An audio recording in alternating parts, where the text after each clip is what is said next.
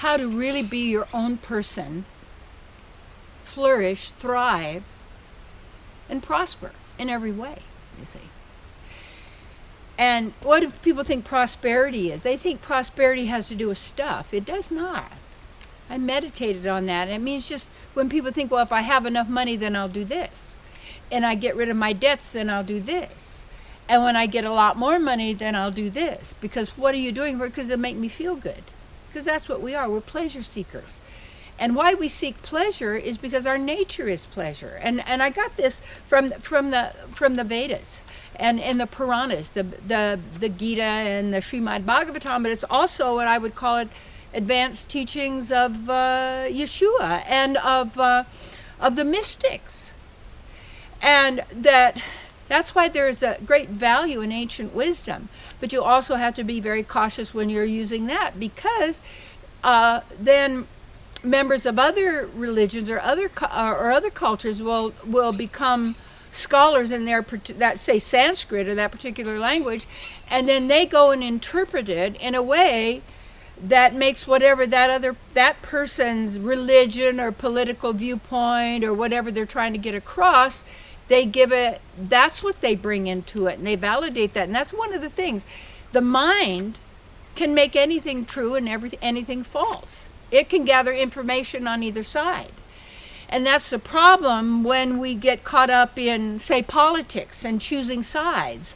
Or we get caught up in, because then again, even in politics, you're giving these people your acknowledgement that they're gonna do things for you, but they're not gonna do things for you. They're gonna do things for themselves, as we can perceive. So you have to know how you function, and don't expect that you're going to get it from the usual sources. They're not going to tell you.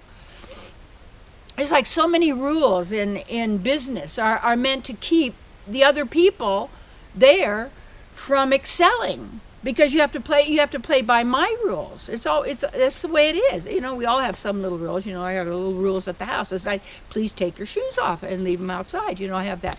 And then also I have my little, things for my kitty cat I have to watch, and for, whatever is my home. And it isn't like I have a lot of real, but I don't use cell phones at my house, and I don't have electronic, cell phone, wireless computers and things like that. I try, and there's a little here because we're using this, but, and even what happens is we become so dependent on electronics and so dependent on technology and so dependent on search engine and so dependent on also peer pressure, every kind of pressure to get us to believe, to accept, to believe our thinking, fears, predictive programming, image the worst. It's coming at you all the time. Why are all of the media, all of everything that, you got the leaders of certain religions, the politics, it's just going. It's the drama to keep it going, to keep you chaotic, keep you in fear, keep you don't know what you're doing or where you're going. And the problem with peer pressure is gang pressure. And you see people do things in a group they would never do alone. It's even in a pack of wild dogs. They might say, well, my dog's really friendly and nice, but maybe that's not. Maybe, he gets terrorized by a group. Because, I wrote my first book, What You Think of Me Is None of My Business. That's excellent. Get that. And it's wonderful for children, for everybody. And that basic fear is... people won't like me. They'll reject me. I'm not good enough. And that's that basic program. See, you want to get to what these core beliefs are. That's what I do in my work. You want to get rid of the core beliefs that are sabotaging you, shooting you in the foot all the time, and making us subject to peer pressure, gang pressure, celebrity pressure, political pressure, all of this medical pressure. Hurry, here's your diagnosis. You better get it done right now. You'll be dead in a minute. It's like when I was bitten on my leg by a brown recluse spider. I remember the moment it happened, it was like, ow, what was that? And then I didn't know that's what it was. And then what happened to my leg, and it got like 3 times the size and flesh eating and all of this. And I go to the emergency finally, because I'm delirious. I said, oh no, your leg's probably going to be amputated and you'll probably be dead in a couple of weeks unless you check in right now. So I checked out. I'm not going there. I don't like your prognostication. You obviously don't know what you're doing. I did my own natural stuff, and in a week I was healed. It cost me this much. That's probably the problem. See, follow the money. Follow the power.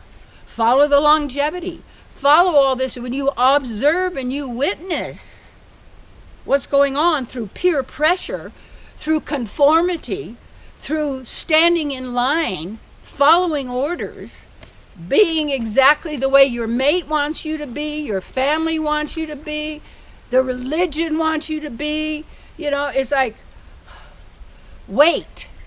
It's cool.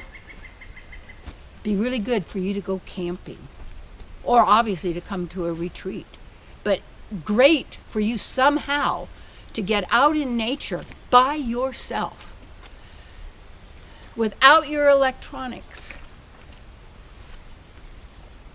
to be with you, to be with nature. You go through different stuff and learn that it's the mind that is the matrix. It is the mind that is the demon. It's the intellectual pursuit that you are programmed through peer pressure to actually use your human experience to depower yourself by focusing entirely on the outer world of effects and not on the world of the effector, who is you. Yeah. Yeah, when you invest in yourself, in the books you read and the study, and a lot of people, everybody's got, there's, all the opinions of what's going on in the world, and that's how predictive programming works. They say the same thing over and over and over again. Keep it on the news, keep it out there, keep teaching it, keep saying it over and over again, because after a while, if you say, well, hey, I don't think that's true. Well, everybody knows it is. Shut down. And if you don't believe it like this, there's something wrong with you. You're mentally deficient. The mind. Get it? It's a mind. Mind your mind, you see. And so how you transcend the peer pressure is to really be in touch with yourself. And learn how to meditate. And a lot of stuff we do at retreats and everything, we're out here in nature. As you tune in, gentle walks and however you like it to do, barefooted. A lot of people, they're so afraid to go barefooted, I'm telling you.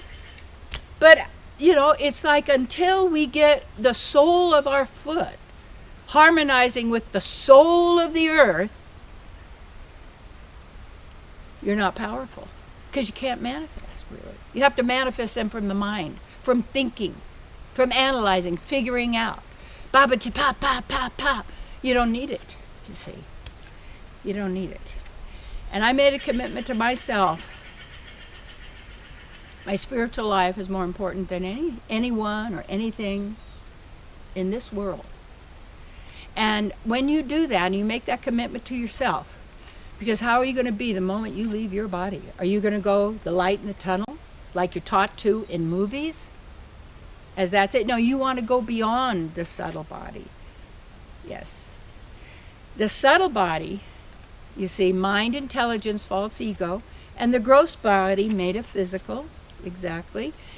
And when you get that you are the source of that you are greater than that, and you see all of these people running around like chickens, with their head cut off, which is a terrible thing, around, because cuckoo, robotic, following orders, peer pressure, doing what other people want them to be so you're liked, so they like you. A lot of people don't like.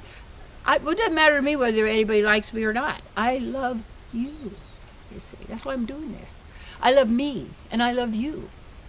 And when you do this, I have the vision of us all knowing and being who we are. Wow!